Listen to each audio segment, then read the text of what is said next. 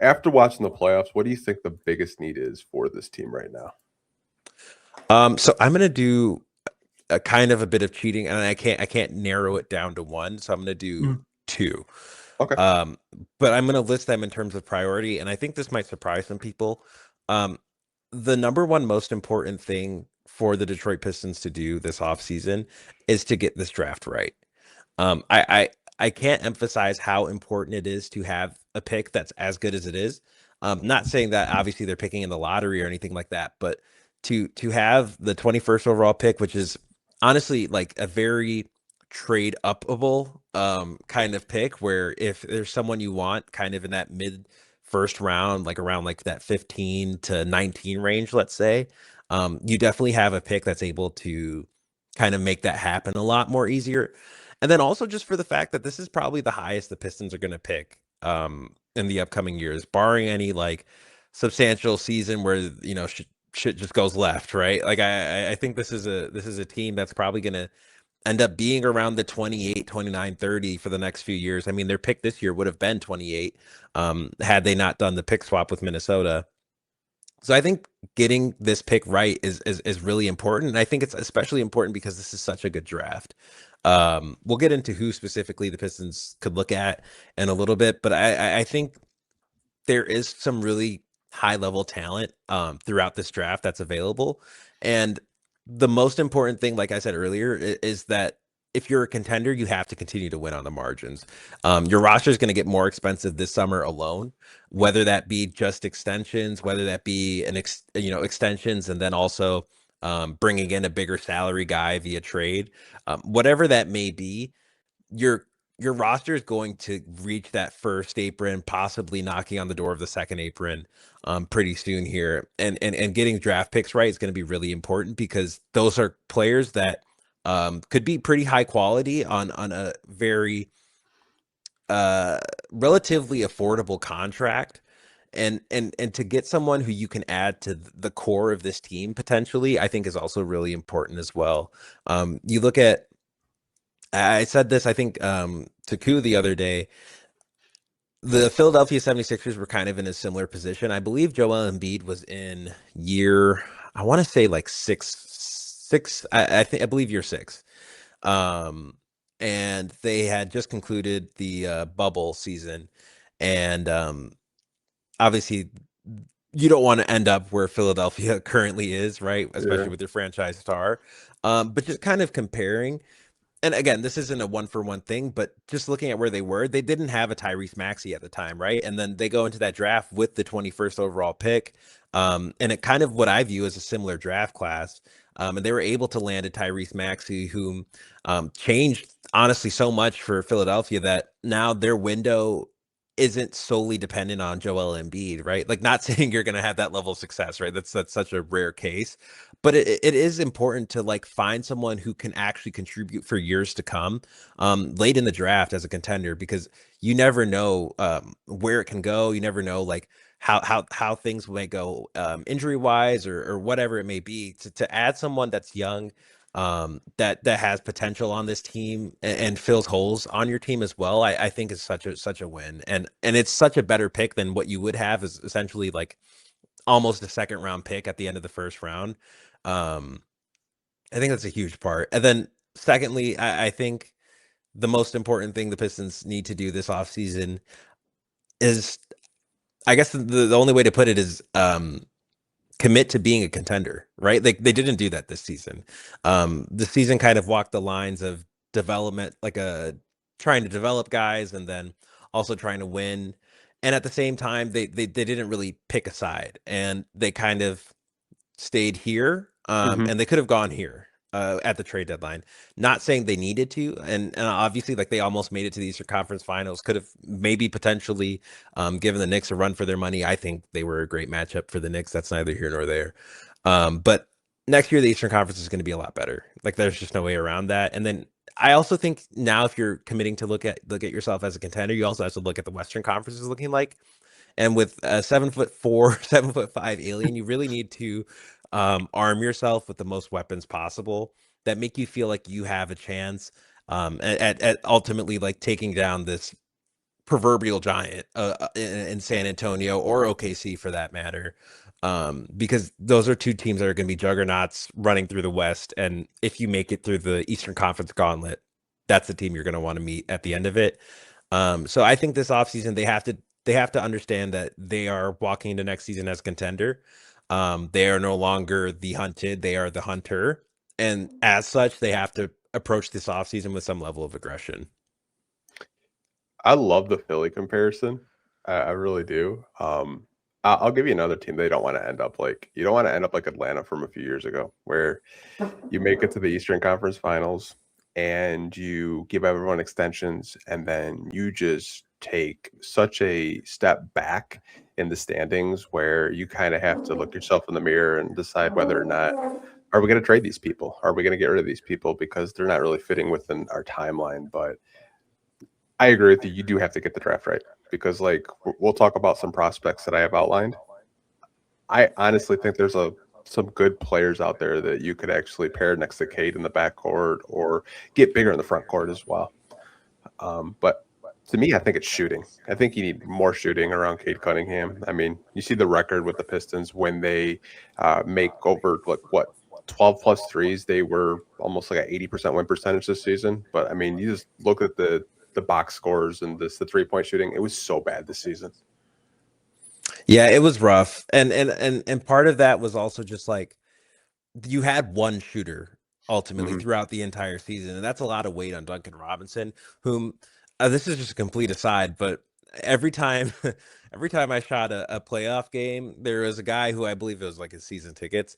He would sit because I'm right where the away tunnel is. There's like a separate staircase. If you've been to the Little Caesars Arena, maybe you've seen it. It's where like the media sits. It's like a separate little area, and it connects to the floor basically. Where I am on the staircase, there's a guy who goes at Duncan Robinson every single game without fail, because he doesn't play enough defense. And when he's not making shots, he's killing Duncan. And I've seen a lot of fans in the arena online kind of have a similar sentiment about Duncan. But I feel like this is a good opportunity to kind of show why Duncan was so important this season. He was single-handedly carrying the spacing on this team. Cade's 3-point like jump didn't really happen until like the end of the season. I look at that Toronto game towards the end of the season, actually, like right after Duren and Stewart's suspension, where I was like, okay, his 3-point shot all of a sudden is looking a lot better. I don't know what changed, what happened, but his 3-point jump happened where he was able to put up more volume and hit at a more efficient rate. That being said, not having a Tim Hardaway Jr. to Duncan Robinson's like quote unquote Malik Beasley killed the Pistons this year.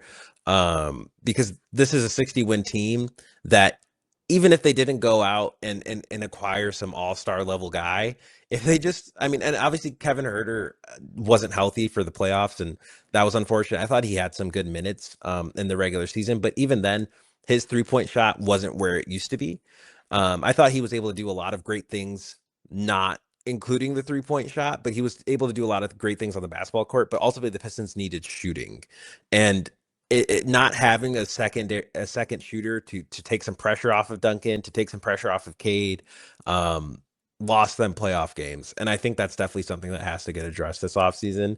Um, Obviously, we'll get into the ball handling aspect of things as well. But yeah, I think Duncan was a huge success this season. Also, I like he could have came out and been Joe Harris, right? From a few years ago, Oh my if you know, god. you know, right? Like, but he came out and he played some really incredible basketball, in my opinion. He made some really great plays, not just shooting the basketball, but moving off ball, kind of directing guys. If you look at the one play where I believe he had Duran slip, and I think it was like game 6 where he was gonna set a flare screen, and then he like shows like he's gonna stay there, and he rolls quickly, and Duncan's able to get him for a easy dunk. It's just like stuff like that. I thought he was huge. He made a bunch of effort plays, and I thought even though he's not a skilled defender, I really thought Duncan Robinson, nobody outside of like a Sar Thompson or a Isaiah Stewart tried as hard on defense. Not saying he was able to get a lot of stops, but that man tried his ass off on defense this season.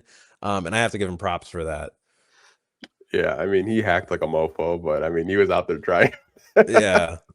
Yeah, I mean, I love what you said about him having just like being the only scoring threat out there. And like Cade's 3-point shot was like this, like all season. Like he'd have months where he was shooting like maybe sub 30s, 35%.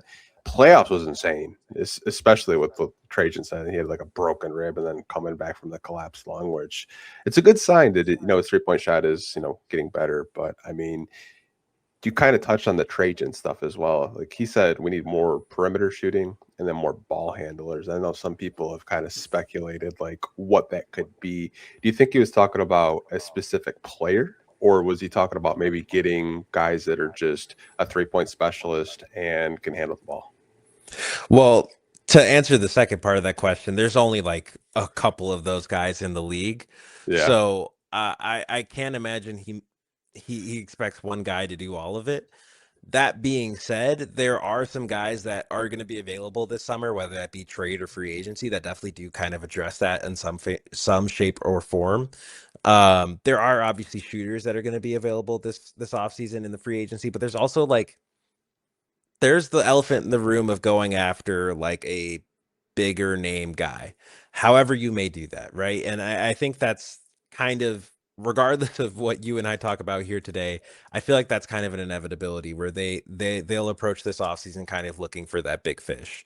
Mhm. Um, who that may be, I don't know. I mean, obviously you look at guys like Trey Murphy, who played spot point guard minutes, obviously not this season as much, who I still think is a great fit on this team. You look at Trey Murphy, you look at Kyrie Irving. Those are two guys that immediately come to mind. There's Tyler Hero, who I know is divided amongst this fan base in terms of how, want him or not. But he does address both of those things as well. Obviously, not a great defender, but you'll take what you can get, especially considering he would probably be like the cheapest of all three. It's just going to be an interesting offseason in terms of seeing what Trajan meant by that. I think ultimately that does get addressed by a big fish rather than some small marginal moves because you already Mhm. have Danis Jenkins, you have Marcus Sasser, you still technically have Karis LeVert. These are all like guys who can handle the rock on some level or form, and I mean Danis didn't shoot as well from three in the postseason, but he showed the ability to hit threes, especially throughout the season in the regular season, and then even if you followed him in the G League, that was something he really developed. And then obviously Marcus Sasser is a sniper, and was able to handle the rock as well. So I doubt you're going to go for depth guys that can handle the rock and are taking away that ball handling responsibility from Cade. But we'll see.